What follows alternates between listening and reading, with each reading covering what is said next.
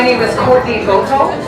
I teach at Boston University School of Theology and Religious Education and Practical Theology. I'd like to welcome you to the 7th Annual Center for Practical Theology Annual Lecture. And please continue to get your food while I'm talking. Tonight we explore Roman Catholic voices and visions of practical theology, led by Dr. Claire Wolfteich and joined by Tom Broom, Dr. Colleen Griffith, and Dr. Nancy Pineda-Madrid. Unfortunately, Dr. Sean Copeland and Dr. Alan Figueroa-Deck could not be with us tonight because of unseen circumstances. However, this evening will be a rich conversation led by others. So welcome and thank you for being here. If you don't know much about the Center for Practical Theology, the Center seeks to provide a kind of bridge between scholarly resources, questions, and insights of a university-based theological seminary and the wisdom, questions, and insights of traditions of communities of faith. The Center was created in 2005 with the generous funding from the Lilly Endowment. And in the tradition of this particular gathering, we like to welcome people by group. So if you are a student in any of the BTI schools, will you stand and let us applaud you?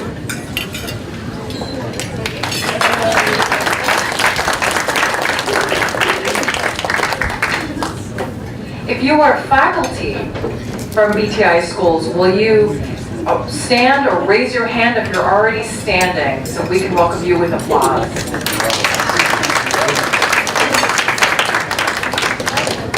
And if you are friends of the community, will you raise your hand or stand so we can welcome you? Great.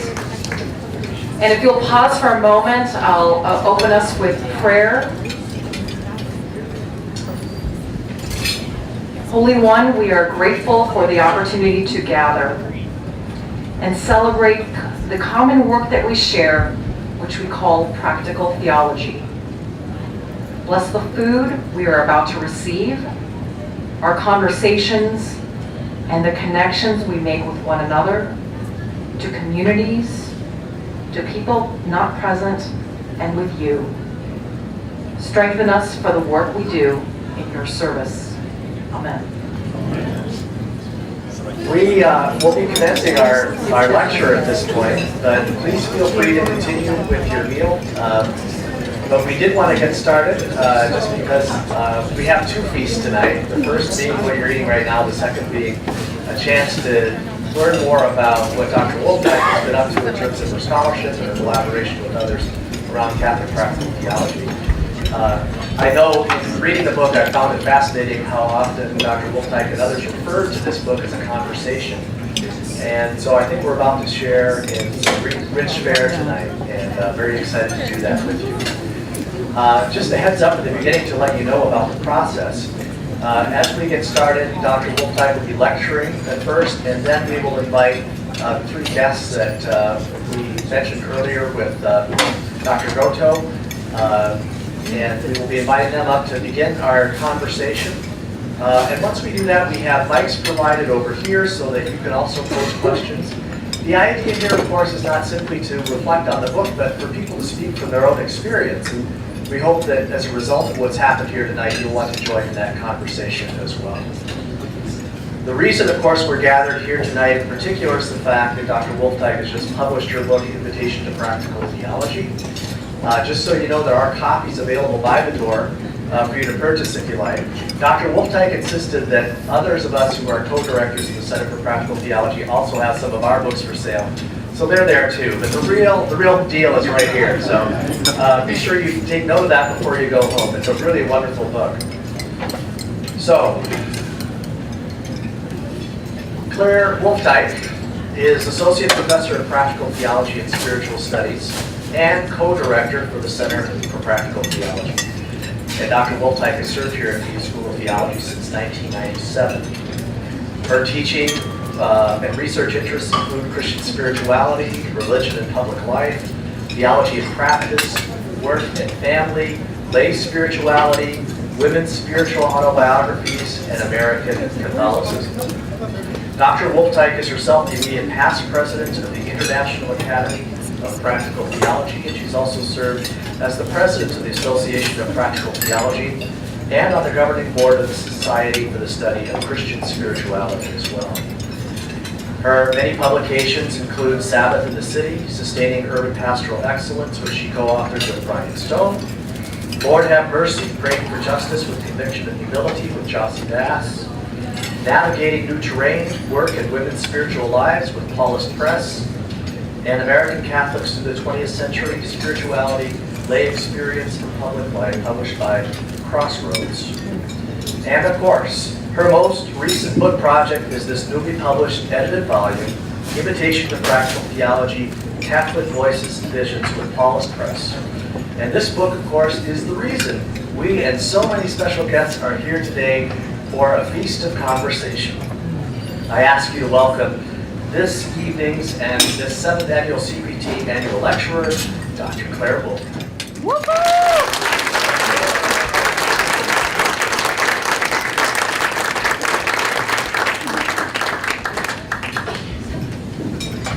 So thank you all so much for being here. It's really great to have this opportunity to celebrate both the work that we've been doing, my colleagues and I, and also to celebrate what is really about 10 years of the Center for Practical Theology. The Center for Practical Theology has really been drawn to this image of the bridge. You've probably seen it on the invitations and the signs for tonight. And the bridge has been a metaphor, as we've understood it, for what we do in CPT. And I think this is really a fitting image also to begin the talk tonight on Catholic voices and visions in practical theology. Because in both the work of CPT and in the work of this project, the bridging can be described in at least 3 ways. We seek to bridge the faith life, questions, and pastoral wisdom of faith communities and their leaders with the scholarly resources, insights, and research of the Academy. We seek to bridge academic disciplines, and we seek to bridge diverse religious traditions and cultural contexts, to allow for learning and listening in places where we might not always go. And so it seems particularly fitting to have this discussion about Catholic practical theology here in the diverse context of Boston University and the School of Theology. I hope that this evening will be an extension of the bridge, an evening of generous dialogue and increased mutual understanding. So you may be wondering, why is there a need for work in Catholic practical theology? Of course, Catholics are the single largest Christian denomination in the world, comprising about 50% of Christians worldwide, according to a 2010 Pew Research Center report. And as a global church, Catholicism crosses a myriad of cultural, racial, and ethnic categories. Reflecting theologically on Catholic practice is hugely important and fascinating. But let me begin by offering 2 more personal reflections as a way into sharing what I see as the significance of the topic.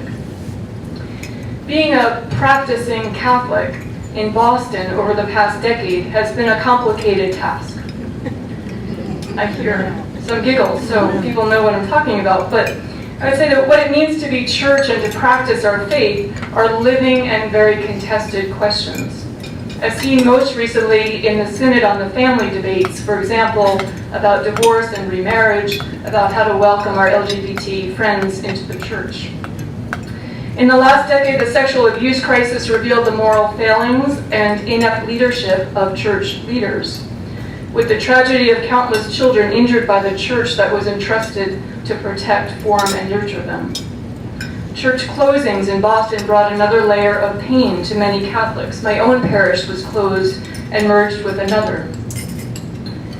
But during these same years, and of course many of you could add to that small snapshot, during these same years, though, I've seen Catholics continue to stand for social justice, for the poor, for workers, for immigrants, for all forms of life.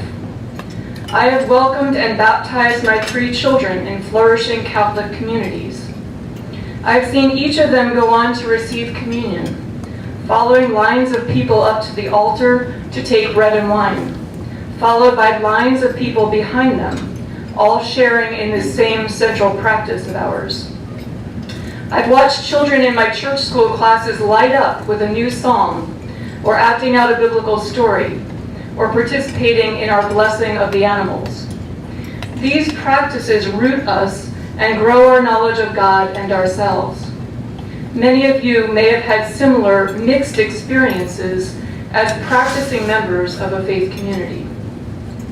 If practical theology means anything, I think it must be able to speak to the issues of practice, formation, and leadership, so intimately important to people seeking to be people of faith.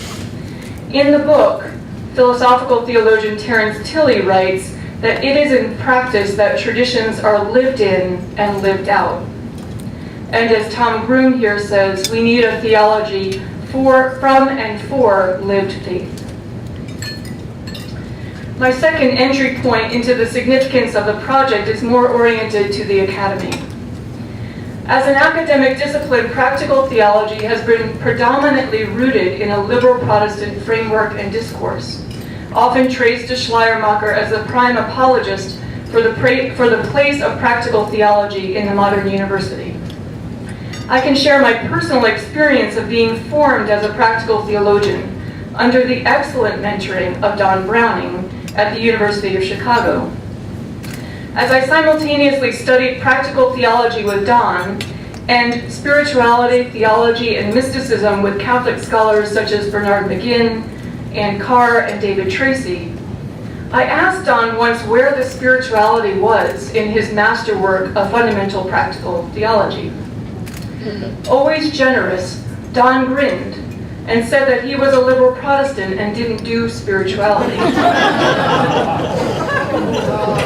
Of course, he did spirituality in his own way, but the comment nevertheless helped me to situate the largely Protestant theological framework of practical theology that I was receiving within a world of larger possibilities, and to see the gaps inviting further contribution.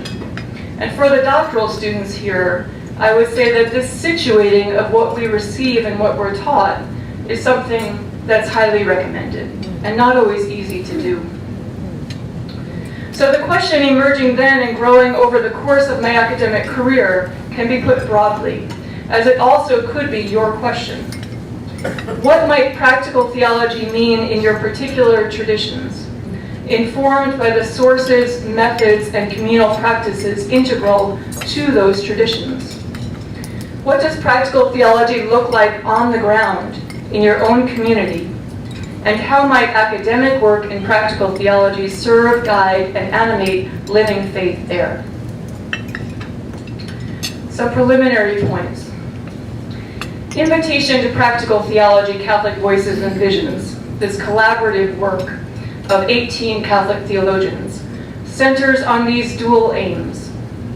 First, to make a substantial Catholic contribution to the discipline of practical theology, and to explore the import of practical theology for Catholic theology and theological education.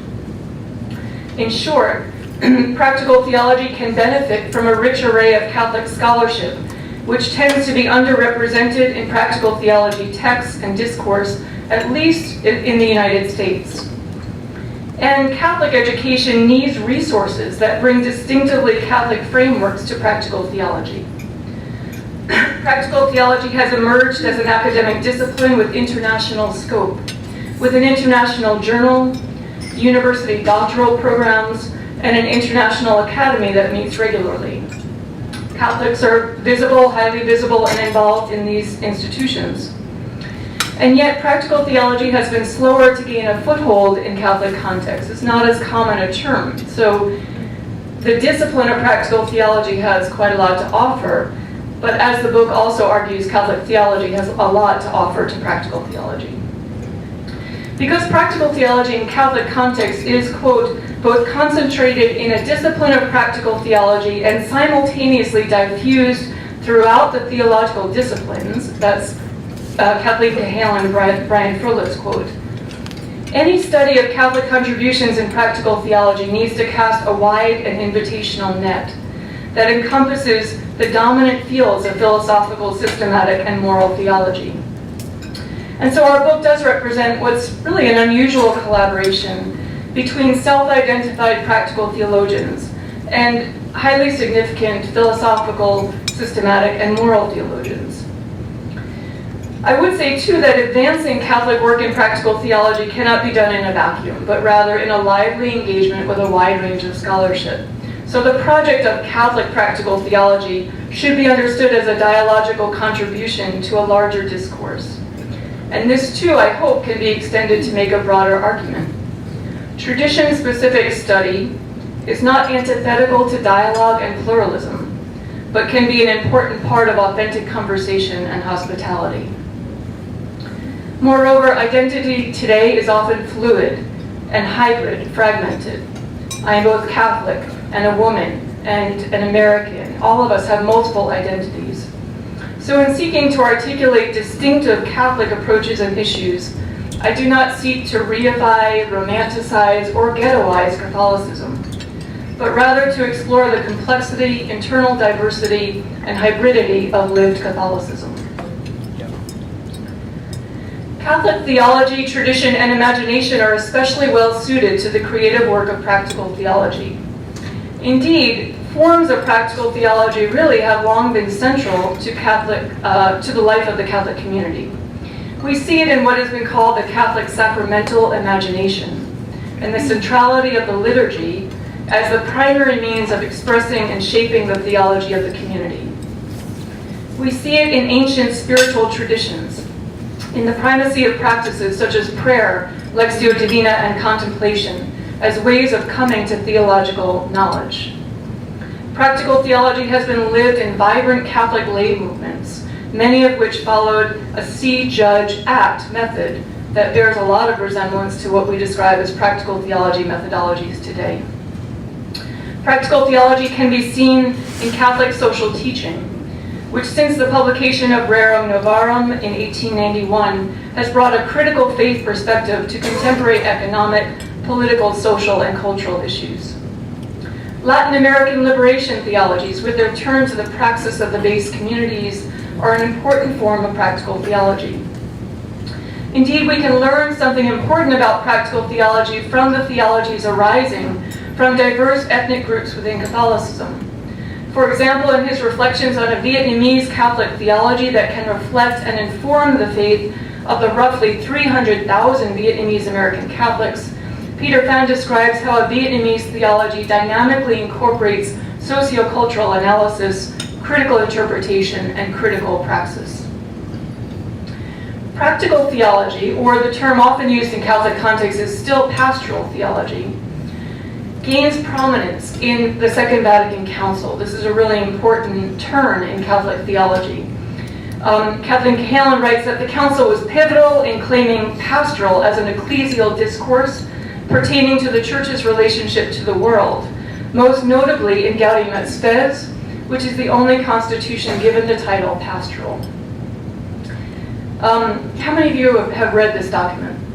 Okay, lots. So this document, in my view, aptly captures the tasks of practical theology. I'm going to quote from it.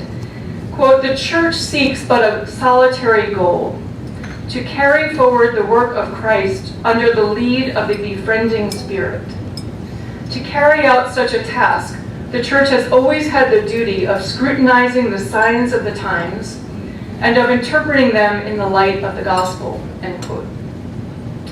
To read the signs of contemporary cultures and contexts, to know and describe the world deeply and accurately, to interpret these faithfully in light of the saving good news, and to shape faithful practice. These are central tasks of practical theology. Toward what end is the work done? According to this document, it's to further Christ's mission. Whose work is this?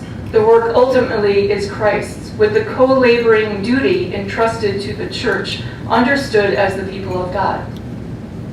How are the practical theological tasks accomplished? not in isolation, but in the company of the Church, in open dialogue with the world, led by the guiding friendship of the Holy Spirit. As this Vatican II document makes clear, practical theology is an interpretive, active, ecclesial, and spiritual labor and vocation. This is a Catholic vision of practical theology. Now, those of you who are doctoral students studying the literature in the field know that there is something of a debate about the orienting tasks and location of practical theology. Practical theology in recent decades has moved beyond a clerical paradigm to embrace a more public paradigm with a strong focus on ethics and social transformation. At the same time, scholars such as Bonnie Miller-McLemore argues that practical theology is now captivated by an academic paradigm. Does this sound familiar, people? Okay. So she argues that the academic paradigm belittles the importance of technical know-how and the significance of pastoral leadership. In framing this project, I see no necessary dichotomy between a focus on pastoral formation, public engagement, and academic scholarship. While the three certainly can entail distinct tasks and audiences, as David Tracy has argued, they are deeply interconnected. The range of topics addressed in the book, then, bring readers into concrete issues of politics and liturgy. For example, should Catholic politicians be denied communion if they do not support the Church's teaching on abortion? That's been a key issue for some. Questions of mission history and social action. Questions of ecclesial dilemmas of authority and leadership. Questions of family ethics. Philosophical discussions of theories of practice and theological anthropology. The aim of the book is to be useful in shaping theological educators as well as lay and ordained leaders of the Church. On theological grounds, and that is a conviction that the laity share in the mission and the ministry of the Church by virtue of our baptism, and pragmatic grounds, ordained clergy are a shrinking group with lay ecclesial ministers assuming increasingly important roles. We do not limit our focus to a clerical paradigm, but rather address issues of pastoral leadership within a wider context of practices of faith. And that's really the leading step of this book, is what are the practices of the community.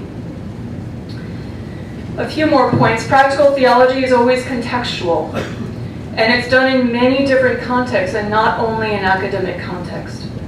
The book points to a range of these contexts for the doing of practical theology, including university-based departments of theology, including centers of theology and ministerial formation, such as the Catholic Theological Union in Chicago, Boston College's School of Theology and Ministry, the Institute of Black Catholic Studies at Xavier University in New Orleans. It's done in parishes, such as Our Lady of Angels in the Bronx. It's done among bishops' conferences and pastoral planning processes, faith-based community organizations, hospitals, families, lay apostolic movements, and centers of spiritual direction. So to sort of put some flesh on the project and some of the arguments made within the book, I'd like to give you a few concrete examples of these Catholic contributions to practical theology. As mentioned, Kathleen Cahalan and Brian Friller describe how the Catholic voice in practical theology can be found really far back, way before Schleiermacher, can be found in specific movements and developments in theology and ecclesial life from the Middle Ages to the present, with roots in a medieval sacramental and moral framework, to a more marginalized position for practical theology with a growing embrace of abstract speculative reason, to a new Catholic engagement with the practical marked by the Second Vatican Council, to the contemporary situation in which a distinctively Catholic practical theological synthesis has emerged, spurred by intercultural engagement with voices from Latin America, Asia, and Africa. Colleen Griffith, who will join us later, frames practice as embodied or performative knowing in dialogue with theorists such as Elaine Graham, Pierre Bourdieu. She underscores the epistemological and theological contributions that the study of practice yields. With other Catholic theologians, she argues that practices are a key and a true locus theologicus, a locus of theology. and, quote, an evocative dimension of the sensus fidelium. In Catholic teaching, the sensus fidelium, or the sense of the faithful as a whole, is understood to be a significant theological source. The relationship between practical theology and this Catholic doctrine of the sensus fidelium is an important current issue, and that will be the focus of an upcoming panel discussion for us at the Catholic Theological Society of America. A really important systematic and philosophical theologian, Terence Tilley, as I mentioned, frames tradition, which is a key Catholic concept, as an enduring, complex communal practice or set of practices. Undercutting the idea that tradition is simply a collection of unchanging beliefs, Tilley focuses on the dynamic practice of handing on the faith, without which traditions have no life. He discusses the ritual celebration of the Eucharist and practices of reconciliation to illustrate his points. He writes that as practices are the context in which theory arises, so practical theology is construed as the context in which systematic theology arises. And this is a pretty big statement from someone who has headed up systematic theology in Catholic circles for years. Turning to liturgy, liturgical scholar Ed Foley describes the celebration of the Eucharist as a foundational Christian practice and as a form of public theology. He notes shifting understandings of the practice of table fellowship, and he notes this recent controversy about denying communion to Catholic politicians. He writes, quote, "Eucharistic practice makes the church, but also as a theological and ecclesial technology. It has the potential to polarize and even divide the church. Practical theologians have particular insights and methods in service of this practice, especially so that it truly builds rather than divides the church," end quote. Ritual is a key practice of the handing on of the faith. And that handing on of the faith doesn't happen in the abstract, but it happens in the particularities of our specific contexts, cultures, and bodies. In her chapter, Shawn Copeland writes in her chapter, Weaving Memory, Structuring Ritual, Evoking Mythos, Commemoration of the Ancestors. She turns to the ritual practices, symbols, and narratives of African American popular religion, providing a deep theological analysis of the practice of commemorating the ancestors, and specifically as enacted at one center of ministerial formation, as I mentioned, the Institute of Black Catholic Studies. She sees this ritual practice, which she describes as a critical cultural intervention, as a, quote, creative, practical theological response to the ongoing need for ebonization in the Catholic Church in the United States, end quote. She argues that a goal of theological education is the formation of practical theological agency. And I think that's a great term, practical theological agency, which among Black Catholic laity is an intellectual, ethical, aesthetic, and worshipful process.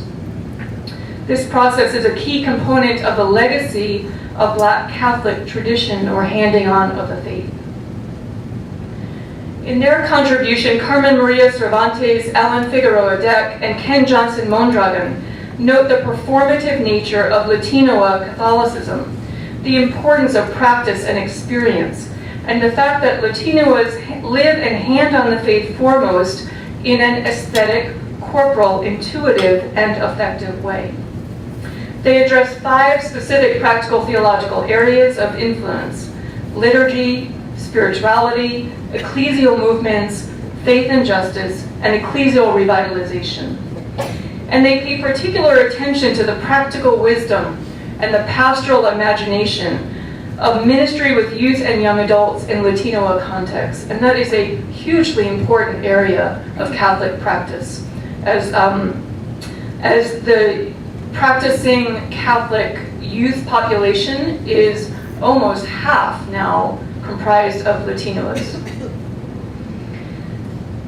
Systematic theologian Bradford Hinsey makes the case for dialogue as a key ecclesial practice and a significant area of study for practical theology. He offers a detailed picture of dialogue in action in the involvement of Our Lady of Angels Parish in a collaborative community organizing movement for better housing in the Bronx in New York. He connects this story with the theology of dialogue rooted in a Vatican II dialogical ecclesiology and an understanding of the self-communicative and dialogical character of God's identity and mission. A few others: Janet Ruffing, who is a leading figure in spirituality studies, explores spiritual direction as a narrative form of grassroots practical theology. Stephen Bevins described missiology as a form of practical theology that's aimed at embodying and understanding mission rightly as a Trinitarian practice. Social ethicist Julie Hanlon-Rubio looks at family practices of love and solidarity, revealing the fruits of closer dialogue between moral theology and practical theology. Thomas Groom, who will be with us later, religious educator and one of the founding members of the International Academy of Practical Theology, develops his most explicit essay to date on practical theology in his chapter, Practices of Teaching a Pedagogy for Practical Theology. He articulates the learning outcomes of practical theology in terms of both knowledge and competency. According to Groom, the knowledge aims of practical theology distinguish it as a theological discipline. Practical theology seeks a threefold learning outcome of reliable knowledge, spiritual wisdom for life, and the arts necessary to render the services that enact Christian faith in the world. He develops his shared praxis teaching method, which is really one of our earliest Catholic forms, recognized Catholic forms of practical theology, in relationship to these insights. And finally, two international contributors, Annemie Dillon and Robert Maget, focus on research in practical theology, methods, methodology, and issues of normativity. They explore the use of practical theological methods, including content analysis, qualitative and quantitative research, and action research, in two case studies, one on the role of chaplains in Catholic hospitals, and one on the role of faith-based social activist groups in a nominally Catholic but rapidly secularizing society such as Quebec. They also articulate the theological status of practice and make the important point that practical theological methods are not value-free.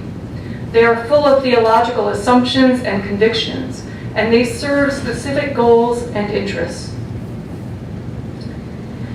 So I'd like to just step back and articulate what I see as several of the most important points and contributions of practical theology.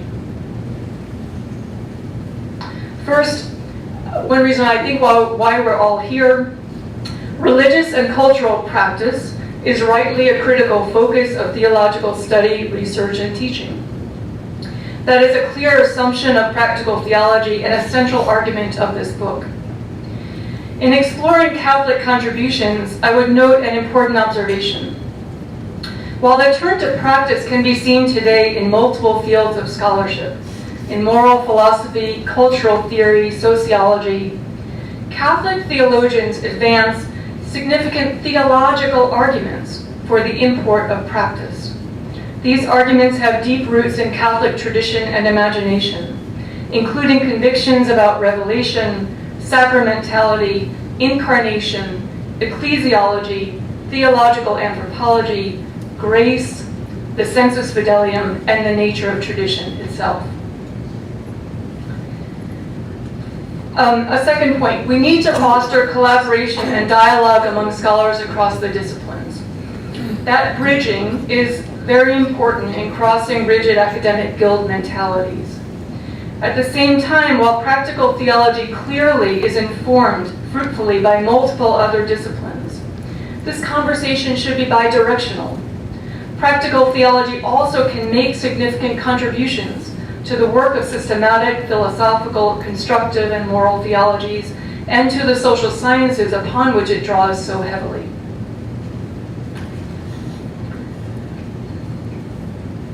Practical theology also, in my understanding, really must be named as a lived part of the faith community, not limited to academic scholarship, but also as a dimension of everyday practice, congregational life, popular religion, lay movements, struggles for justice, and the organic practices of family life, spiritual companioning, community organizing, and pastoral ministry.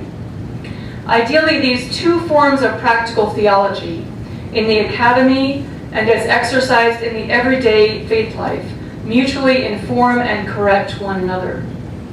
The practical theology that takes place on the ground can be guided by scholarship and good teaching, even as academic study and theological education must not remain distant from the concerns, questions, and wisdom of laity.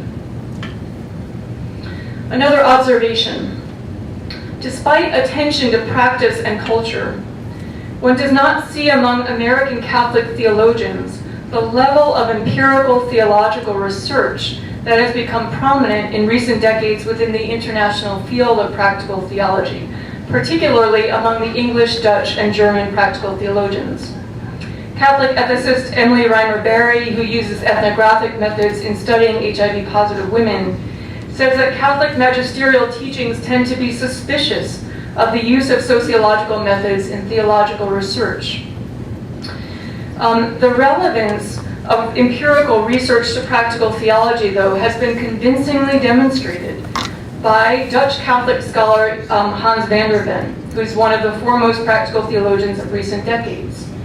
In describing his empirical theological method, van der Ven expressly notes that it's one of several relevant methods, which also include historical, systematic, hermeneutical, ideology-critical, and linguistic approaches. But he argues for the importance of, quote, enriching the methodological apparatus into the directions of empirical methodology in order to accomplish the task of practical theology, which he identifies as, quote, reflecting on the people's praxis from the viewpoint of God's revelatory praxis in a way that is as scientific as possible, end quote.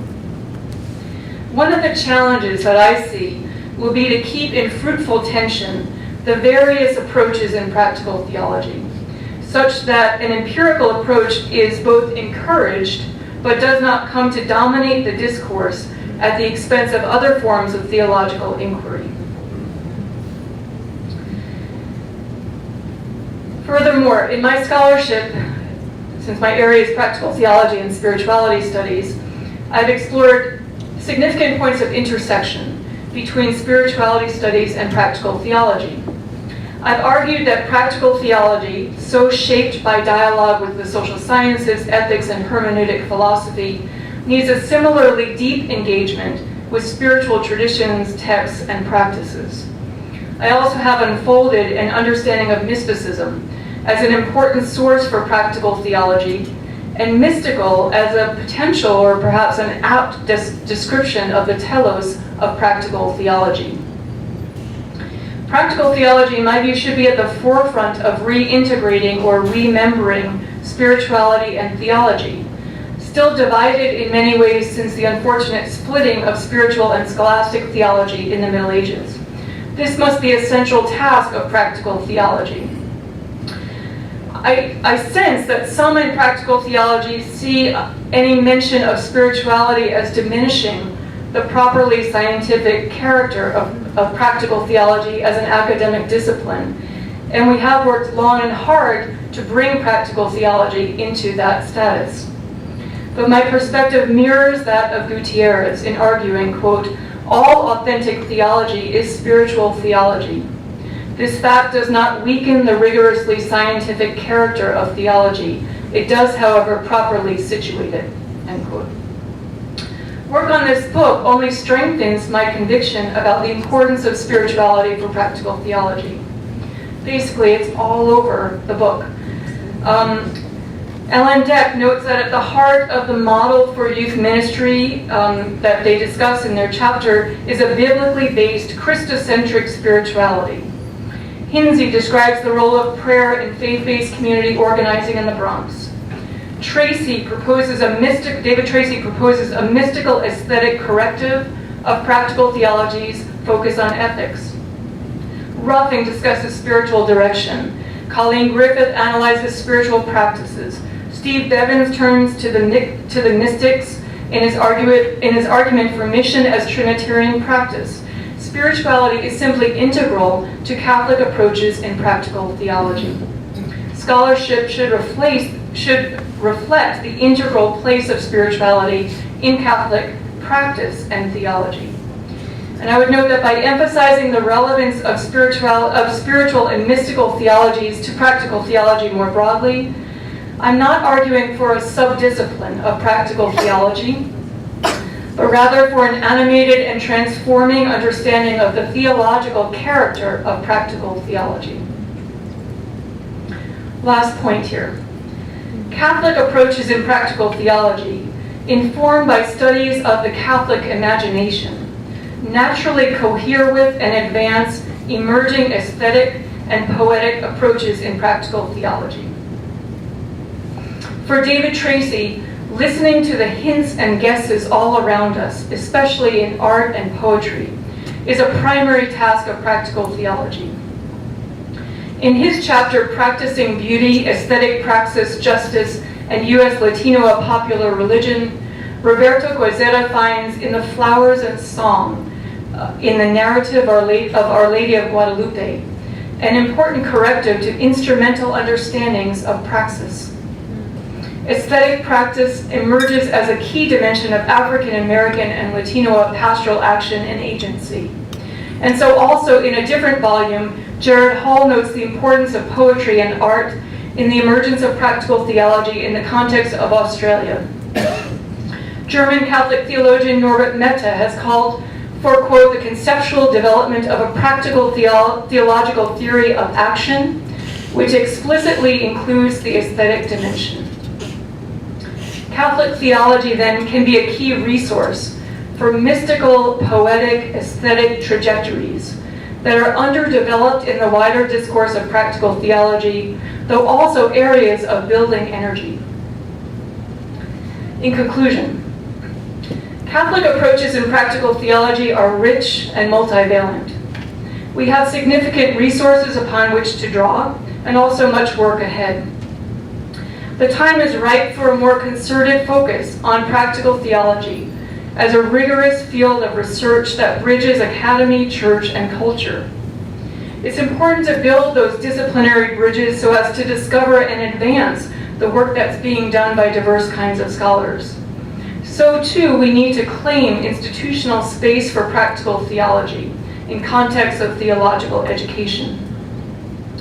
Yet in my view, the most compelling reason for opening this conversation is the need to address pressing practical questions of how we live our faith in the current ecclesial and cultural situation. These questions drive and animate scholarship, demanding renewed study of practice and faithful visions for transformed communities. Thank you.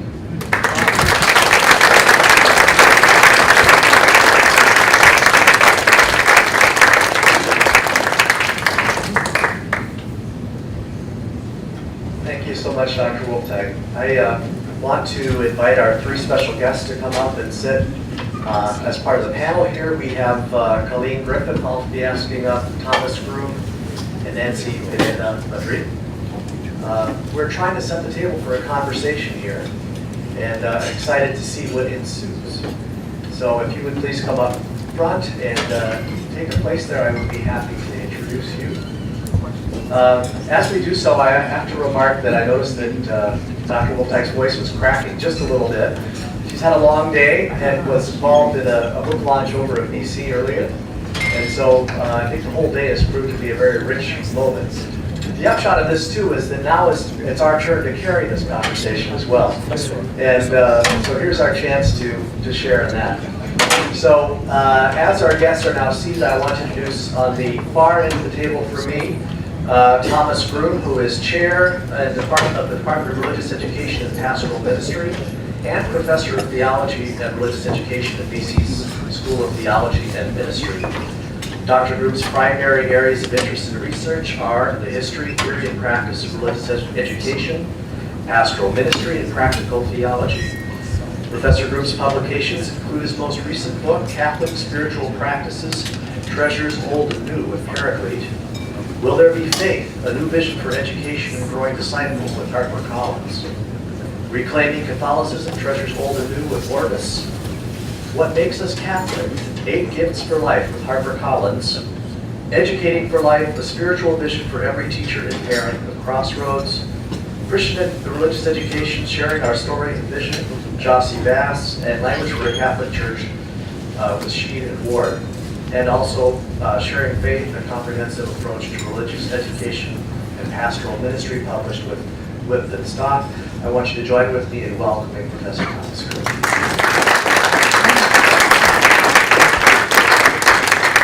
Seated to his right is Professor Colleen M. Griffith, who is Associate Professor of the Practice of Theology and Faculty Director of Spirituality Studies down the street at BC School of Theology and Ministry. She works at the intersection of theology and spirituality. And in addition to her full-time teaching, Colleen directs and oversees the Postmaster's Certificate Program in the practice of spirituality. Her publications include the award-winning edited volume, Prophetic Witness, Catholic Women's Strategies for Reform, as well as important essays in several books, including the New Westminster Dictionary of Christian Spirituality.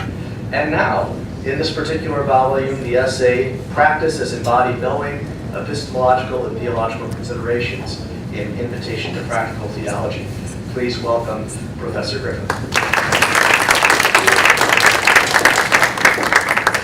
And then immediately to Dr. Wolfteig's left, Nancy Pineda Madrid, Associate Professor of Theology and Latino Ministry at BC School of Theology and Ministry. She works at the intersection of systematic theology and practical theology. She's the author of Suffering and Salvation in Ciudad Juarez with Fortress Press, and Hope, Promise, Possibility, and Fulfillment, which she co-edited with Richard Lendham at Paul's Press. She is the author of several important essays and articles, and is presently working as a contributor with Dr. Wolfteig on her new edited project, Catholic Approaches in Practical Theology, International and Interdisciplinary Perspectives. Yes, the sequel's coming. Thank you so much, Dr. Pineda Madrid, for being here. So before we open up the mic in the middle, I wanted to have a chance to invite our 3 panel guests to share any thoughts they have in response to Dr. Wolfteig's lecture. We provided a hand mic in the middle there, so I would invite you, as you feel so moved, to share any responses you have to what Dr. Wolfteig has presented today.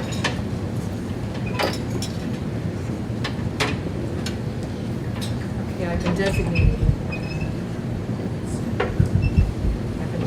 as students. Is that better? Yes. Okay, well, first of all, I want to congratulate Claire Wolfteig. This is an amazing achievement. It's a fabulous book. It's going to have enormous repercussions within the Catholic ambit, and I'm sure it will have enormous repercussions in the Christian ambit at large. I think that this book, it does 3 things. First of all, it gives, it shines a light on the scholarly discipline of practical theology, and that's important. Secondly, it demonstrates very successfully what practical theology has to contribute to the theological enterprise as a whole. And again, that's needed. And then thirdly, of course, it recognizes and celebrates the distinctive contributions of Catholic theologians. In terms of practice and the study of practice within Catholic theology, really, while we've always had practices, spiritual practices, religious practices, etc., when it comes to theological research, we have viewed religious and spiritual practices largely as application of basic doctrines and symbols and tenets, etc. And as a result, the distinctive knowing that inheres in practice has gotten overlooked until very recently. And furthermore, the rich access the practices of faith provide to the sensus fidei, the sense of faith, the sense for faith in people, gets short-shrifted too. So I think this emphasis on the study of practice will help us to understand what in fact people's grasp of Christian tenets of faith are, how they're appropriating faith, what they're doing with claims and constructs and doctrines and symbols, and whether those doctrines and claims and symbols are orienting folks' lives and how they're doing so. So it's a rich happening in Catholic theology, this emphasis on practice. I'm very appreciative of many of Claire's last comments. I think that her comment and observation that Catholic theologians are really advancing theological rationale for the study of practice is an astute one. And I look forward to contributing to that conversation personally in ways of thinking more about the sensus fidelium indeed, but also the development of doctrine, something we've long held, and a more intensive, intentional study of practice will allow us to see more clearly the possibilities for development in doctrine. I'm also really appreciative of her comment about the necessity of this work being informed by other bodies of knowledge and being necessarily interdisciplinary. I think I would just want to add here how important it is for it to stay very theological as well, lest this become practice analysis in the form of social analysis alone. And so I think that's something that we have to think hard about. In terms of the empirical and North American Catholic theologians not gravitating so much toward empirical study, I'm reminded of a recent essay by Osmer in which he thinks about the empirical more broadly in terms of returns to experience in all the ways that those happen. And if that's the case, then all practical theology is loosely empirical that way, if we were to follow that line of thought and logic. One of the things I realize about this is we've made a case for practice, and perhaps our next step is going to be really thinking hard together about hermeneutical guidelines for studying practice. Now that we've carved out a place for it and cited all the good rationale for looking at it more seriously, and we've talked a little bit about situatedness and positionality and how practices are inscribed socioculturally, and the fact that knowing how is something different than knowing that, and both are important in practice, and all those kinds of things that have been said. I still think we stand in need of some helpful guidelines for the study of hermeneutical guidelines for the study of practice. How do we decide whether a practice is conceptually and morally adequate, for example? And I think that's work yet to be done.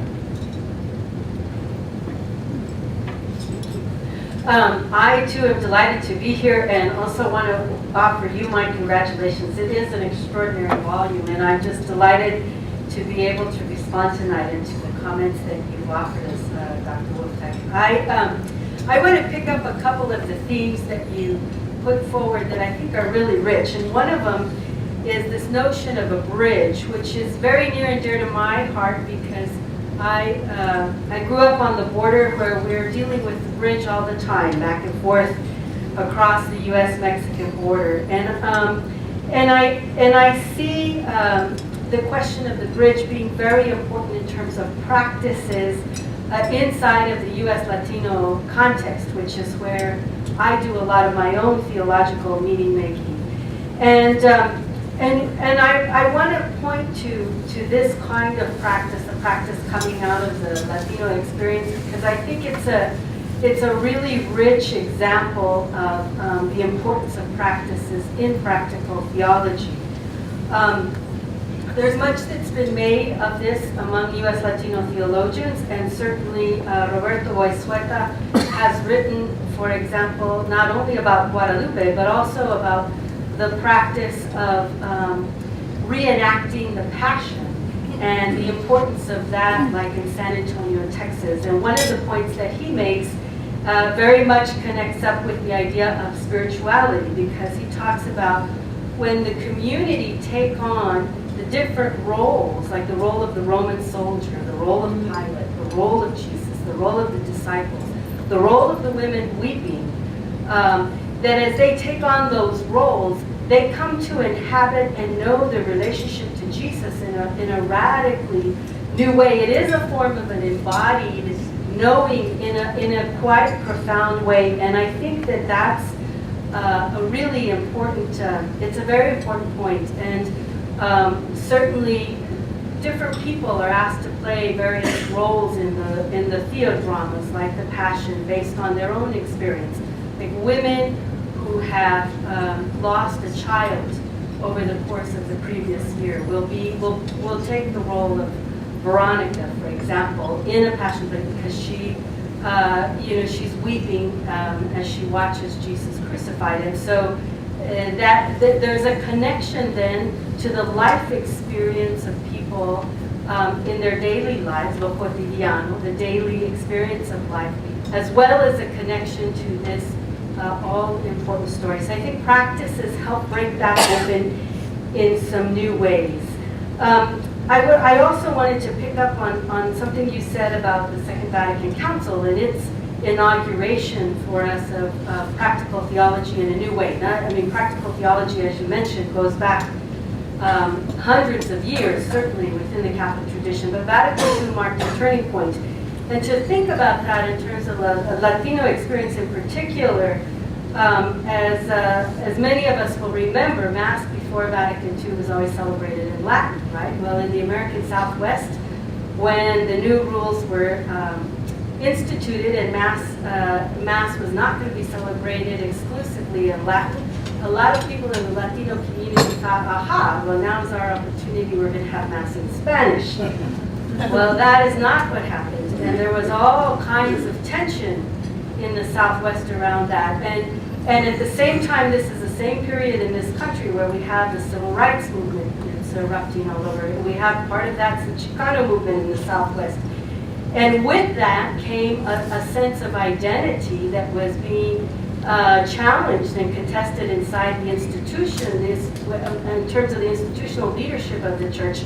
And so that gave rise to popular religious practices. So I think practices that emerge at the border lines, to go back to the notion of bridges and borders, practices that emerge at the borders often are practices that really help us to break open and know our Catholicism in a new way, and also to appropriate it, because people turn to these popular practices so that they can remain faithful to their Catholicism, even inside of a structure, a larger structure that wasn't always welcome.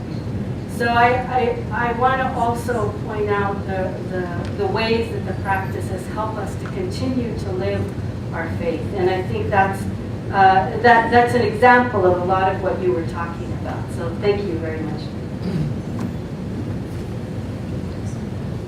Thank you, Nancy and Colleen, and heartiest congratulations. Really clear. This is a wonderful achievement, and we're proud to be a part of it, and thank you for catalyzing it for us all. My own history as a practical theologian was a little bit reluctant because I identify myself as a religious educator. And but back in about 1991, I got a phone call from Don Browning and Johannes van der Ven, and some of the people who were coming together to found the International Academy of Practical Theology. And they said, Tom, we want you to join. And I said, yes, but I'm a religious educator. He said, yes, but how you do religious education is really a model of practical theology. And the more they talked about it, I agreed and said, okay, I'm a practical theologian. I agree. But when I say that, I want to reverse the equation in a sense this evening and say that how we do educating in faith should reflect the methodology of practical theology. And I think nobody did that better, and here you may suspect me of proof texting, but nobody did that better than the carpenter from Nazareth. When you stop and look at his pedagogy, and very few scripture scholars do this, notice his pedagogy, but it's trying to be self-evident. Throughout the Gospels, he constantly begins with people's own lives in the world, with their own generative themes, as Freire would call them, with the ordinary and everyday of life. Sowers sowing seed, fishermen and women sorting fish, beggars sitting by the gate, people looking for a day's labor, vineyard keepers looking for workers, women losing coins or baking bread. It always begins with what Freire would call people's own realidad. I've gone through the scriptures, through the four Gospels, And I would say 90% of the time, in his intentional teaching, learning moments, at least 90% of the time, he begins with people's own reality, with their present practices in the world. But then he very often turns it upside down, gets them to see it in a whole new way, to critically reflect upon their practices in the world. And so the Samaritan becomes the neighbor, the prodigal gets welcomed home, Lazarus goes off to the bosom of Abraham, and the rich person goes to Hades, turning people's world upside down, getting them to see it in a whole new way.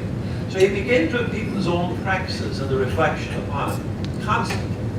But then he also constantly proclaims the coming of God's reign, proclaims his gospel, as it says at the beginning of Mark's gospel, does so with authority. So he's not just a discussion leader, looking for what people think and how you feel today. No, he began with their own reality, nothing to think and question it, but then proceeded to lay out his good news of God's reign, that now is the time of fulfillment, and this is to happen on earth as it is in heaven, and so on. But then constantly brings them back to their own life again. So he begins with their lives, brings it to the faith, but then invites them to take that faith and bring it back to their lives as a lived faith, as a committed faith, as disciples to Jesus Christ. Constantly asking them to see for themselves, to make it their own, calling them to decision as disciples. In other words, to a lived faith. This is the model of practical theology writ large. No place, he does it throughout his public ministry, no place is it done as well as by that stranger on the road to Emmaus. Go home and take a look at that text. Luke 24, verse 13 to 35. Aren't you amazed that Catholics are beginning to quote the scripture? Yeah, check it out. I have the right verse, 13 to 35. There you are now. You went to a good Protestant seminary for my doctorate. But it's extraordinary how they're coming stumbling out of Jerusalem on that Easter morning.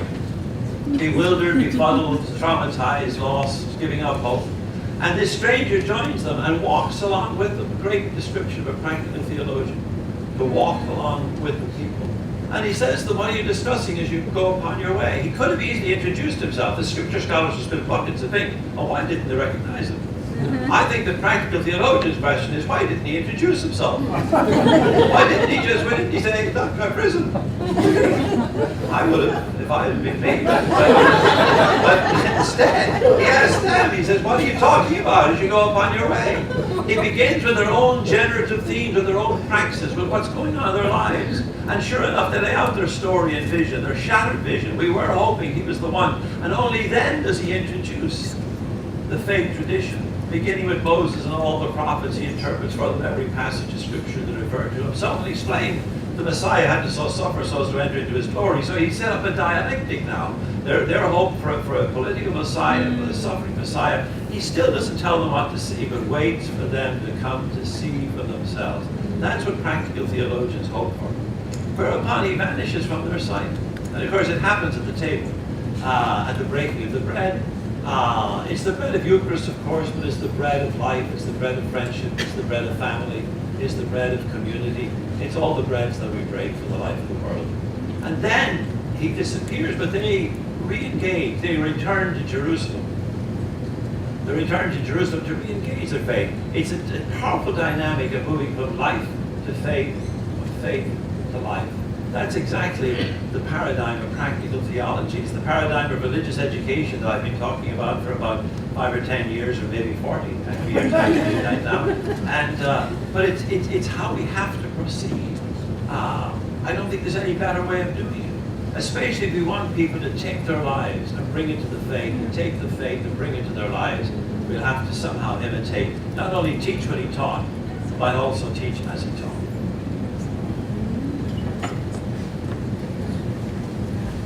So we're about to begin the discussion portion. I do want to give Dr. Wolftag the right of first refusal to see if she has any comments to what she's heard at this point. You ready to open it up? Okay. So I'd ask you, if you would like to enter the discussion, to come to the mic in the middle, if you could identify yourself and in a brief way come to your question. As we hear your question, I'm going to invite all 4 of our panelists to feel free to jump in and respond to those questions. I think part of the value of what we have today and this bridge building, conversing activity we have is that we are able to enjoy all these wonderful conversations with each other. So the mic is open, and I invite anyone who'd like to pose a question to go forward, and let us get started.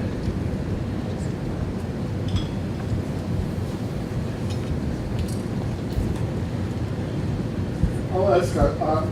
Is this on? Not yet. There's a button. Is there a switch on there? I haven't got my glasses on. I asked this just sort of to get the conversation around this question of the academic discipline called practical theology. And I asked, my name is Clyde Grelton. I approach theology from an American Indian community point of view. I asked because this question, is Paul Fieri a theologian? He was raised as a Catholic. His entire worldview is Catholic.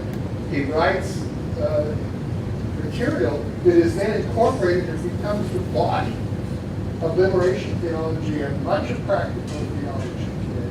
And when that happens, he's brought into conversation in theological conferences, but his academic training is not in theology. So if he's not a practical theologian, then practical theology is simply an academic discipline. Well, Freire was not trained as a theologian, but he's not trained as an educator either. He was trained as a lawyer. His wife Elsa was the educator. Yeah, she was the educator that taught him a little about education.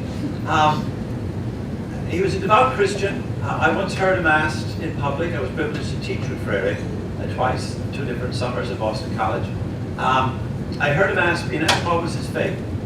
And he said, I'm trying to become a Christian. Which I thought was a wonderful response. He was a devout, practicing Catholic Christian all his life, and indeed had a powerful influence then on liberation theology. But I think his methodology of beginning with practices of the generative themes of people's lives, and then inviting them to decodify those themes and to conscientize themselves around those themes, he didn't quite say, and then bring that to the resources of faith. That wasn't his agenda. He wanted people to read, to learn how to read, not just to read text, but to read their own reality critically and creatively and imaginatively. But certainly, he was very simpatico to liberation theology and a huge resource and an inspiration for him. I would just say that practical theology spills well wide of the academy, but it's very important to be clear about carving out a place for it in the academy. I don't know that I have anything further to add. I would just certainly agree with what's already been said.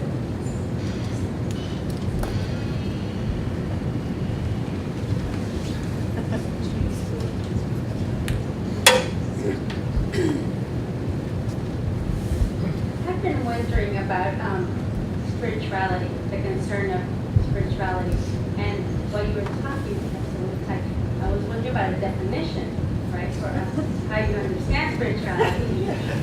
And then you eventually used the words transforming and animating in reference to spirituality, which then made me curious, and I'd like your thoughts on this. Is the concern for keeping spirituality as something, integrated, an integral part of practical theology, reflective of a concern of recognizing a living God as central to practical theology? So it's not just critical reflection, on practice.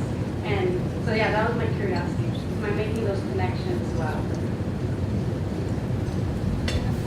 So the laughter when you asked about definitions of spirituality, or because that's a question we talk about in spirituality classes and exams and all, and I think it's fruitful up to a point to enter into that question.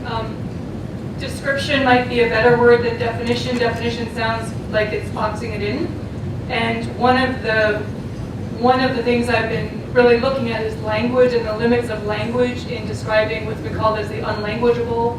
So I think that spirituality does several things. One is, yes, it points to a living God. So we're talking about the animating role of the Spirit, permeating creation. That's part of the Catholic imagination. And we're also looking at the human person's response to that. So how do we receive, perceive, follow that thread of the Spirit?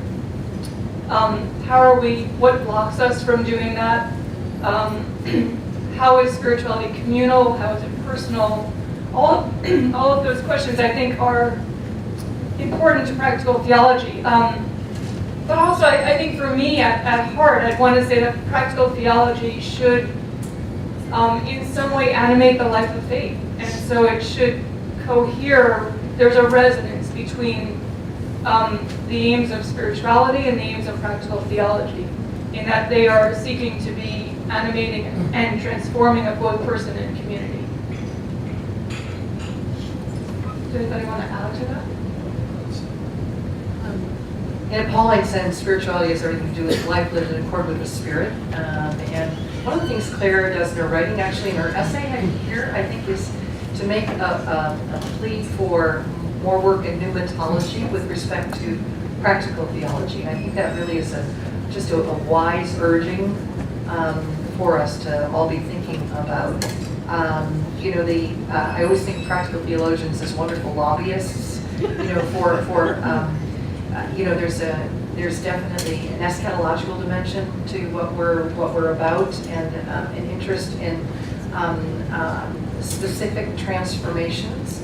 And indeed, the Spirit is always. We claim that the Spirit is always beckoning and luring and nudging and prodding us in that direction, the breaking in of this Spirit. So, insofar as we're wide awake to the possibilities of that are apparent in practices, in the enactments of people's faith, the bodily expressions of faith in people's practices, I think it keeps them wet, quite well. The only thing I would just want to caution about is, what we say the object is of these various studies. Like, a lot of people in spirituality studies claim that the formal object of spirituality study is religious experience, whereas the formal object of practical theology is much more practice. And that would kind of push us in the direction, since practice is wider than but inclusive of religious experience, of spirituality studies going as a subdiscipline, as you said. And I think what you're asking us to do is to think about spirituality across practical theology in broader terms. I appreciate that. I think the point about experience and practice is a really important one, and it is one area where I think our doctoral students in practical theology and spirituality have struggled and pushed back on practical theology, because the focus of their study is often more around experience. And practice actually is understood as a subset of experience in that sense. That particular practices may be expressions of religious experience, or may pave the way for that experience, but are not comprehensive of it. And so one of the reasons why I do talk about spirituality is also as a little bit of pushback on that very activist orientation of practical theology. That transformation is a word that's used widely in definitions of practical theology, but it's understood often really as social transformation or personal transformation. But one reason why I'm so drawn to the mystics is, their understanding of transformation is something far more difficult to pin down in language, far stranger, far maybe deeper in some ways. And I'd like to leave room for the receptive character of practical theology, along with the more action-oriented or activist-oriented forms of practical theology. But there's a place for waiting. There's a place for unknowing.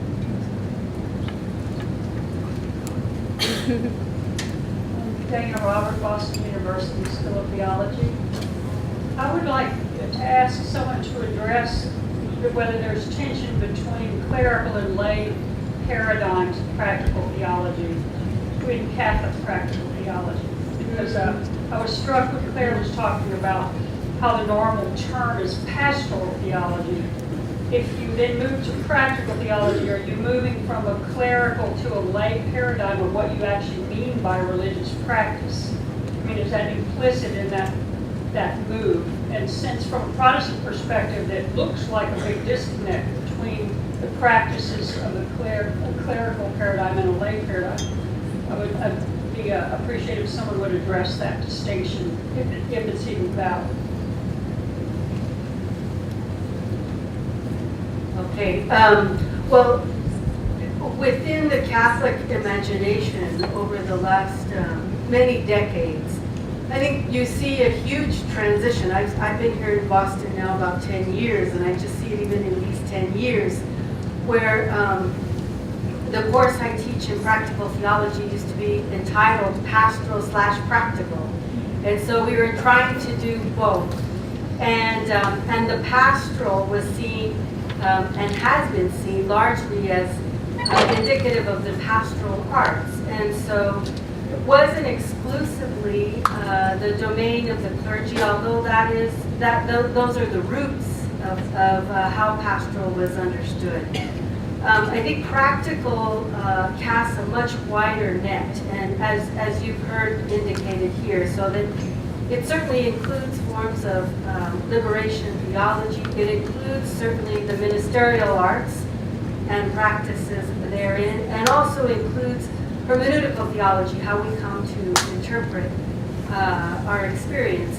And I think to get to your question, so I wouldn't just oppose the clerical and the lay. I think that practical theology is a much broader term, and you see Catholic theologians, and certainly with what Claire has given us with this book and others who've contributed, an appropriation of it that helps both extend practical theology as well as make a Catholic contribution to it, which is very much where the field is going today, and that is inclusive of both lay and clerics.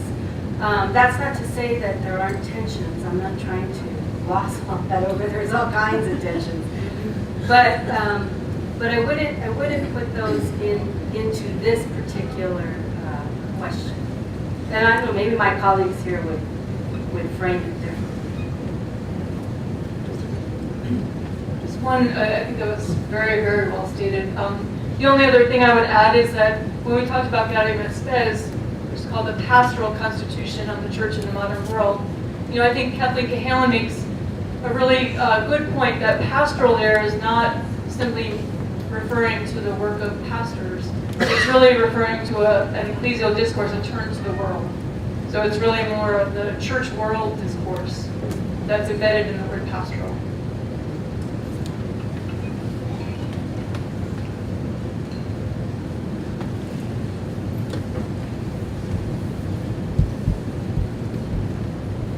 John Hart, the professor here at Christian Ethics at the U School of Theology.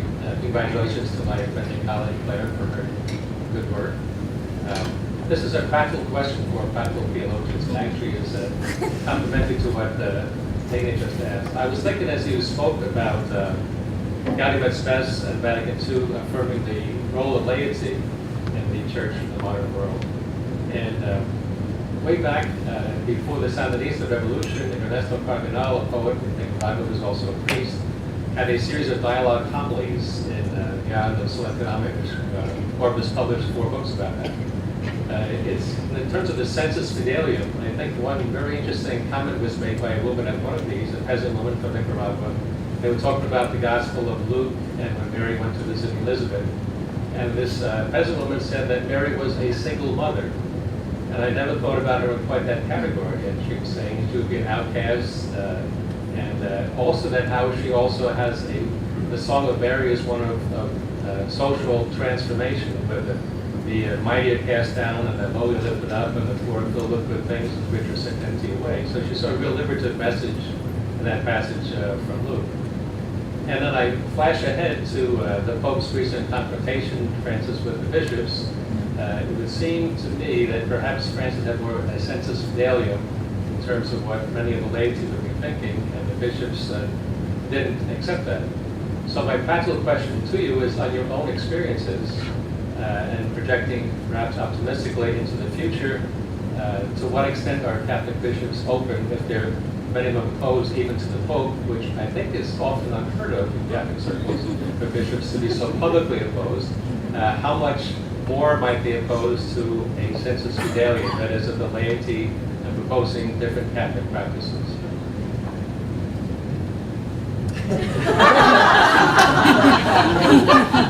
Well, some of the more astute commentators are saying that what's going on at the Synod is not unlike what went on at Vatican II. And that, work is now the new Ottaviani, and, there's lots of conflict and so on, and yet when push came to shove, they voted with the Holy Spirit. And I think she'd come around to my way of thinking pretty soon as well.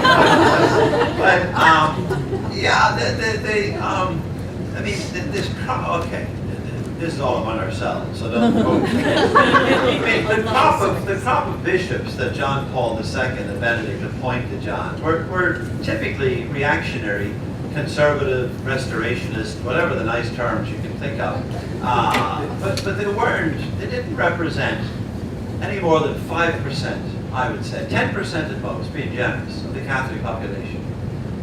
They were articulating a version of Catholicism that was in many ways reactionary to the spirit of the Council and the intent of the Second Vatican Council. So it'll take some time, I suppose, and the good Lord will call some of them home, of course, and there'll be replacements. And the hope is that Francis will replace them with bishops. And I also think the second round of the Synod will be far more representative of the bishops of the world. And I think they'll be more carefully chosen. So I'm still very hopeful. I mean, putting it this way, we have a better language today than we had just 2 weeks ago. So we're no longer talking about gay people as being intrinsically disordered. That language it's gone. Anybody who uses that anymore is totally out of keeping with the whole spirit of the Church, as it tumultuously emerged over the past 2 weeks. Instead of talking about people living in sin because they're going into cohabitation, we're talking about people gradually getting married, which I think is a pretty good idea, actually, a gradualist approach. To people receiving the Eucharist, having been married and divorced and remarried without being officially annulled or something. Again, people are saying, but they're signs of grace, they're signs of God's presence in these relationships. So in a sense, I think a sea change has happened even in the past 2 weeks. I regret the toning down of the language of welcome toward LGBT people, etc., and the remarried people in the final text. But it's not a final text. It's very much a preliminary draft, and I would say stay tuned. And our hope is that Francis can carry the day. And I do think he knows what he's doing, and I do think what he's doing, he's doing it very intentionally. And just to go back to the spirituality comment. And the resource, I think he's a man of a deep spirituality and has the resources to be discerning, to be prayerful, and to be of courage in what he is about. So I still have a lot of hope that the Synod and the Synod of next October will have a very positive effect. I'll just add a comment. I lived for 10 years in Seattle, and I was on the director of pastoral planning for the Archdiocese of Seattle. I worked very close with two archbishops there, Hunthausen and Murphy, and so I came to know kind of the the inside workings of the church when I was a chancery bureaucrat in former life. And one thing, especially with Hunthausen, who was one of the he might have been the most recent, I think he was the most recently appointed bishop at the time that the Vatican Council II started. So he attended it as a very, very young bishop. He might have been bishop just a couple months. And he really believed in a paradigm for his work and leadership as bishop, that he was representing the local church, in this case the Church of Western Washington, to the Vatican, to Rome, to the Church Universal. But I think that under the pontificates of both John Paul II and certainly Benedict, that the idea was that the bishops were to see their office as branch managers of the Church Universal, okay, which is a very different way of understanding, okay, who is the, how is the bishop, how does the bishop understand their role as a central leader? Well, I'm hopeful that under Francis we're going back to the former way of understanding the role of a bishop and how a bishop is to lead, that individual really is leading a local church. And I think that's a really rich idea, and I'm hopeful that that will grab hold and continue to evolve and develop. I love your example of the Sensus Fidelium that you offered us. Thank you for that.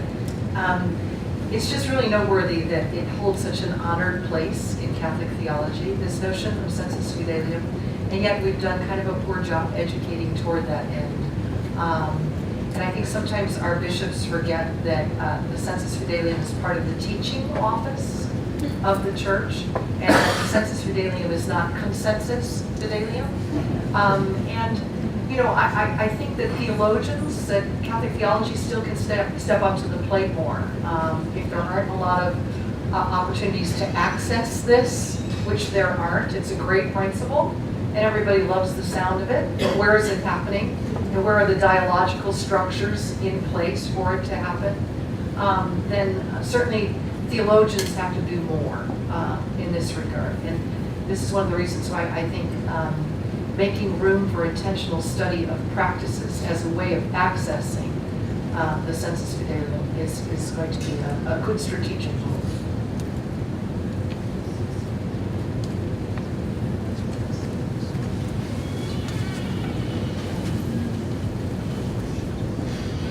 Ireland from Wood, fourth year PhD student, practical theology at Boston University. I am thrilled by Dr. Wolfheit's remarks about the upcoming attention to the aesthetic side of practical theology, and that is where I am going with my dissertation. But then I see a danger when David Tracy so focuses on the aesthetic, mystical, and the prophetic side of it. He claims that it is the practical theologians who are the ones who do this aesthetic work. Now, we know that an empirical method requires some very decent knowledge about how to do that, statistics and quantitative method and all these things. Likewise, an aesthetic method is not just something that you get from watching Sister Wendy. There are ways of reflecting aesthetically that need to be learned. There are ways of teaching aesthetically that need to be learned.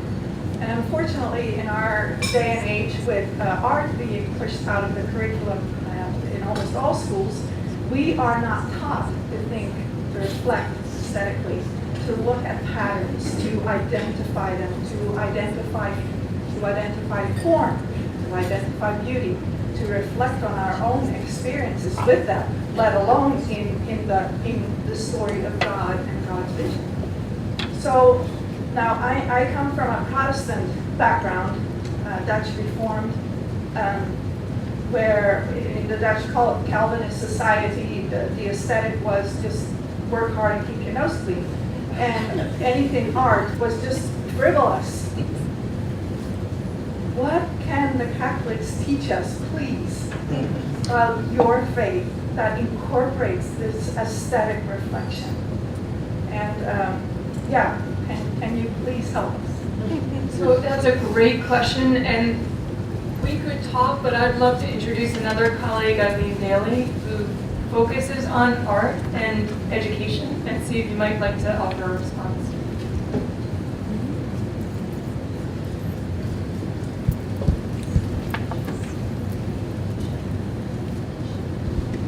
So part of the problem for Catholics is that we've just taken it for granted these last 400 years.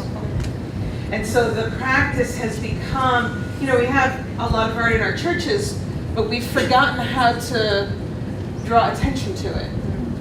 So part of the process is simply to make it a practice again. There are bits of wisdom from deep in the Christian tradition. There are bits of wisdom from the aesthetic tradition. There are whole books written on aesthetic hermeneutics. There happens to be this really good iPhone app. Okay, so it's a shameless plug for an iPhone app called Artifact Christian, which supports people while they're standing in a museum or in a church or on the tourist trail somewhere to either interpret an artwork or to engage in a spiritual reflection on an artwork.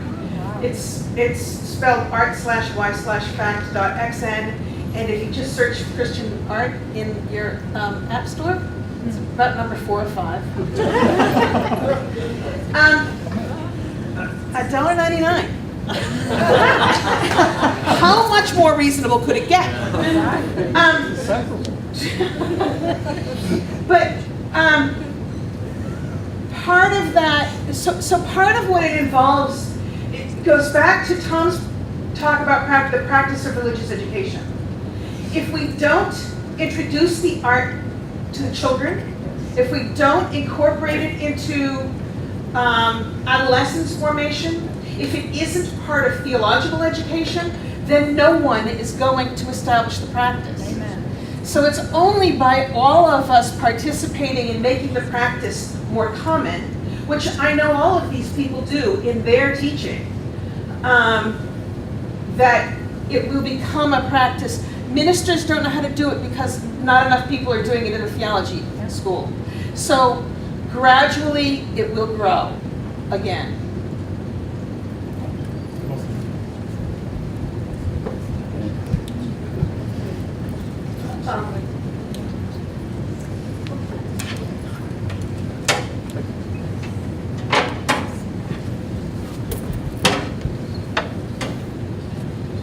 Just a very short comment. I really liked your presentation, and this obviously is a major book and a major field for Catholic theology. Why couldn't you, either next month or the bishops' meeting in the spring, I'm serious about this. This is major stuff. Why couldn't you make a presentation, ask us to do that, bring 3 copies to all the bishops, they'd be thrilled, and actually they do education. I'm sure they don't have a clue. Most of them don't even have a clue as to what they're talking about. And they're the ones making these decisions. Why not?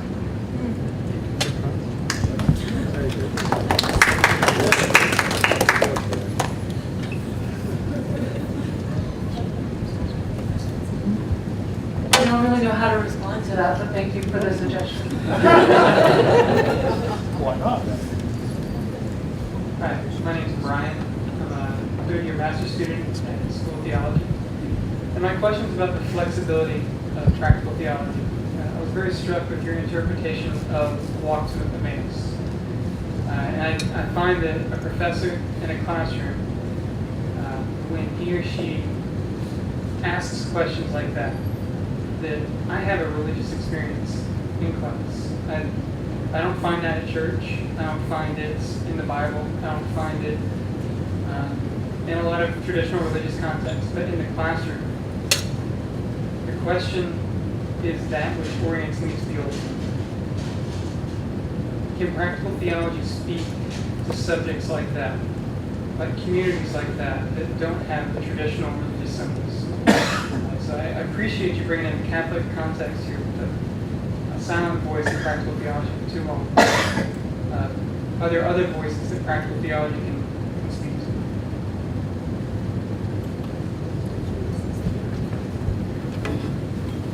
Yeah, thank you for that question. I think that's actually a really important issue in practical theology today. I think our European colleagues are addressing that as they're in context of rapid secularization. Our Dutch colleagues that's really their question. In fact, sort of put this whole project in some context. When I have presented in in conversation with some of the colleagues, say, in the Netherlands, I really feel like the question that they're asking is, why would you engage religious traditions? What relevance do they have? So in a sense, I feel like I'm creating an apologetic, which seems odd to me that practical theology would have to apologize for engaging religious traditions, but in a way I feel like we have to reassert that yes, that's still very much the substance of what we should be doing, but not at the expense of addressing issues of secularization or spiritualities that are not located in specifically identified traditions. So what I'm doing in this project, I would say others could do in parallel forms in whatever context or communities that they find to be engaging of the ultimate, to use your phrase. So, I mean, to think about, I guess I wouldn't want practical theology to be limited to an academic context, because I think that, I'm not sure how many people have access to the kind of experience that you're speaking of, that to limit it to that leaves a lot of people out of practical theology. But to address it, yes. So I mean, so you're asking really how is study a spiritual practice? How is questioning how is, I don't know if you want to use a spiritual practice, but how is questioning a practice, a theological practice that could be studied, explored, and taught? And I think those are great questions to ask. So I'd like to do not sort of an over and against, or if you do this, you can't address that, or vice versa. But that, again, multiple contexts and multiple kinds of communities. And so the task is to say, well, what form would practical theology take here in this context?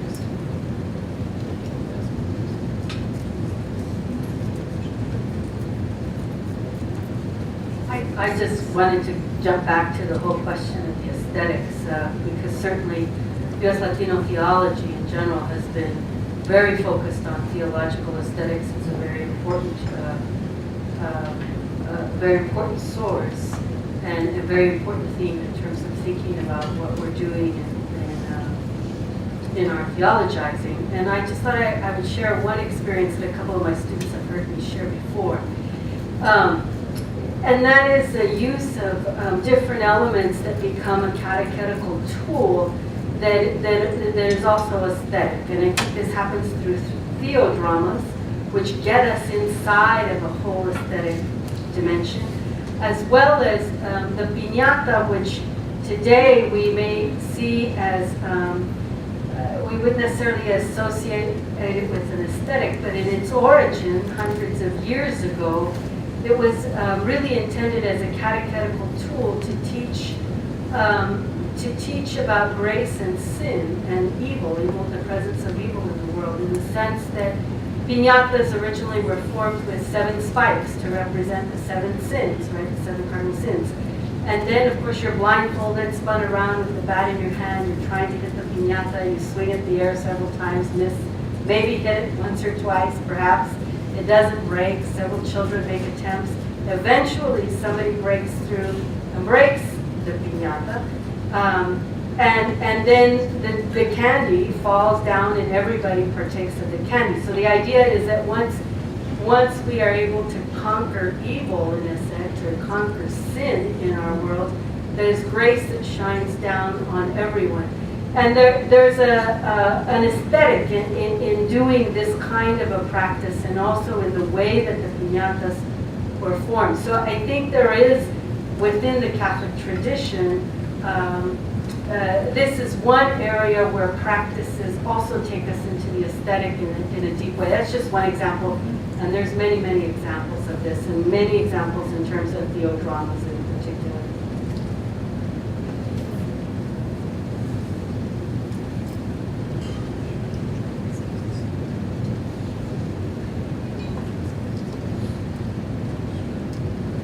I think I'll take the privilege to ask one question myself. One thing I was so fascinated about reading the book and hearing the conversation was the importance attached to the sacramental imagination.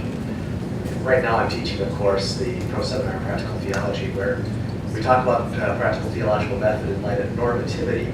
And I find myself sort of chafing at that word sometimes. It doesn't capture the whole of what theology is. And I don't think the whole of what practical theology can or should be. And I would like to hear you talk about how a sacramental imagination enables a different way of doing theology or doing practical theology for you. That seemed to be a recurring theme in the book. And it seems to me I've heard it more than once this evening. I'd be curious to hear your response to how sacramental imagination can help to fuel the work of practical theology. I understand the sacramental imagination, just to quote Ignatius of Loyola, as coming to see God in all things. And so the sun sets, the sun rises, the birds singing in the trees unbidden, the leaves turning, these glorious colors at this time of year, it's all gift, it's all grace. It's all somehow mediating God's presence and God's self-disclosure. At the Catechism of the Catholic Church says, on which the today of God is written, the ordinary, the everyday. So it's coming to see God in the meetings, the encounters, the friends, the strangers, the smile of a child, the hug of a parent.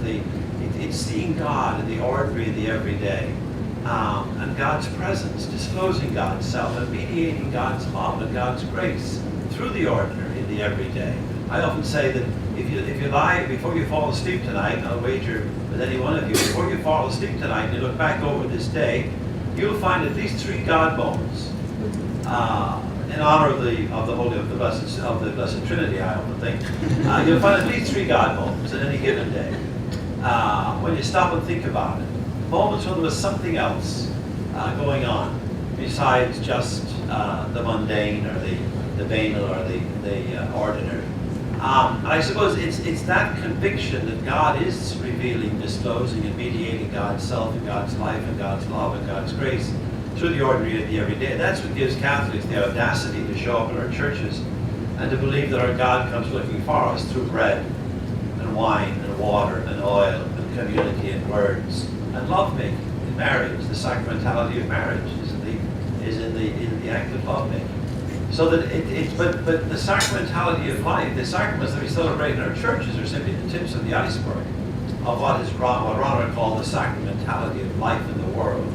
So I think when you begin to think of God's presence to us that way, that God didn't go home with the death of the last apostle and recede into God's theoria or something, or God's absence.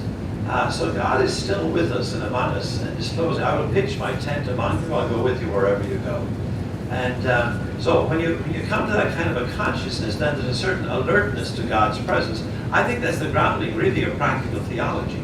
Because if we don't think that God is revealing God's self to the ordinary, the everyday, then why begin with present praxis? Why begin with present lived experience as a locus theologicus? Why would we think of it as a situation for doing theology if we don't think if we think God is absent? So in a sense, if God is absent, if without sacramental imagination, there is no practical theology. We go back to our theory to praxis paradigm. I always associate sacramental imagination with things like materiality and body, certainly affect as well. And while we can talk about norms in faith, it's also been said that faith has its eyes, and we would add that it has its ears and its feet and its heart as well. And I think practical theology is interested in the body of faith in fuller ways. Yeah, and I just keep coming back to these same examples. I think a lot of there's a lot of ways that sacramental imagination is practiced, and certainly you mentioned all of that, and I think that all the different ways we can practice it in using the material to break open our awareness of God's presence is really very useful. So examples like dramas and piñata and a lot of different sacramentals, I think, help to bring us into a more intimate relationship and awareness of God's presence in the world.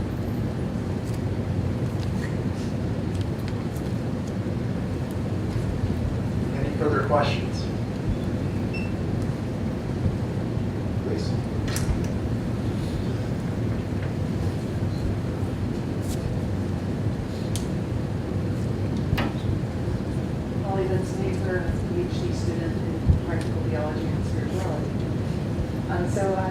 very curious as to, going back to the metaphor of the bridge, what are the growing edges, the bridges within the context of your own areas of study and focus that you as practical theologians see are in need of constructing?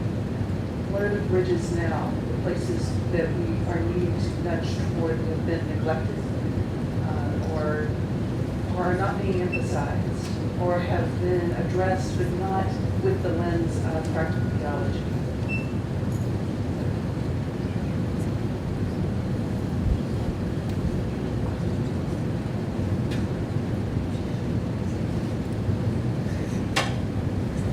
Well, Holly's heard a lot from me because depending on, I mean, spirituality, in spirituality studies, the dominant ways of approaching it are often historical or theological. Practical theological is actually a discourse that, I've been trying to raise the visibility of in spirituality and have found a lot of receptivity to that. So I think the bridging, again, it works both ways. So whereas you try to bring one field into practical theology, at the same time practical theology is something to offer to other disciplines as well. But she has heard a lot from me. So. Sure. I would just add to that there's, I think about areas of intercultural theory is very useful in intersectionality. Are theories that are really helpful in terms of extending practical theology and helping us to name our experience in ways that are more clear and precise. And so I think developing that theoretical basis is really helpful. Another area in my own research that I'm pursuing is I've done a lot of work on the American pragmatists. I think they offer an enormous resource for advancing the interests of practical theology because they are at heart very, the praxis is very much at the heart of the development of thought in the pragmatists, the classical pragmatists like Josiah Royce and Charles Sanders Peirce. And so I think that there's a lot of richness there that could push practical theology in some rich ways. Thanks, Nancy. I'm working in the area of theological anthropology and specifically theologies of the body, working on that. And I think that if we're going to make claims for a theology and a way of knowing that is embodied and is enacted and is performative, then more work needs to be done in that whole area of theology of the body. So I'm kind of excited to be placed there. Within the ambit of practical theology, I think that one of my European counterparts in practical theology said it best recently when he said, we're so interested in mapping the field of practical theology. Let's be really clear about what the terrain is first. And I think that there's still some work to be done in terms of points of commonality that we all share that we would claim together are the terrain of practical theology. And then that other point made a little while ago, I do feel we need some more hermeneutical guidelines that can help us as we study practice. I think very briefly the bridge I'd like to build is with my systematics colleagues. The ethicists are coming around slowly, but to convince the systematicians that this is a very serious, rigorous, scholarly, academic, responsible way of doing theology. It's imperative to the life of the church and the world. Because I think at least Catholic systematicians are still fairly well caught in the unfortunate dichotomy of the Enlightenment, and especially of Kant's separation of pure reason from practical reason, which he distinguished more than separated, but I think we've taken it as a separation of the two. And so the assumption is that the scholarly way of doing theology is in some kind of purely theoretical type of pursuit, or a hermeneutic of the scriptures and of the doctrines and dogmas and traditions of the church, rather than a hermeneutic of lived experience, and a hermeneutic beginning with a hermeneutic of present praxis. they see that as somehow less scholarly, and that's still a serious issue. It's a political issue. It's has many repercussions within academic theology still in a Catholic context, my own included. So now there's lots of wonderful systematicians. Some of my best friends are systematicians, and systematicians who do theology from a contextual mode, like Roberto Gosueta, from a praxis mode, like our friend Gustavo Gutierrez, is obviously a different. They're practical theologians, really, in their methodology. But many systematicians don't see that yet. So, and it's not to say that there isn't room for systematic theology. Of course there is. But that both be seen as important, vital, necessary to the life of the church. We're still got bridges to build in that regard. I regret to say we've come to the end of our time. I know the conversation could go on, and the bridge building should go on. And I hope that is something that we can do. But I wanted, before that happens, to take the opportunity to thank, first of all, our panelists, Dr. Groom, Dr. Griffith, Dr. Vidya Madrid, for your participation tonight. And I'd like to give them a round of applause.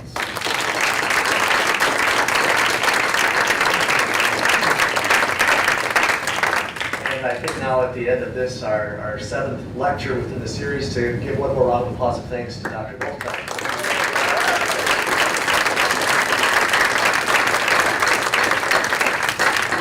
Thank you so much for your participation. I hope the conversation will continue. And let's also give thanks to Caitlin and Sarah for your help this evening.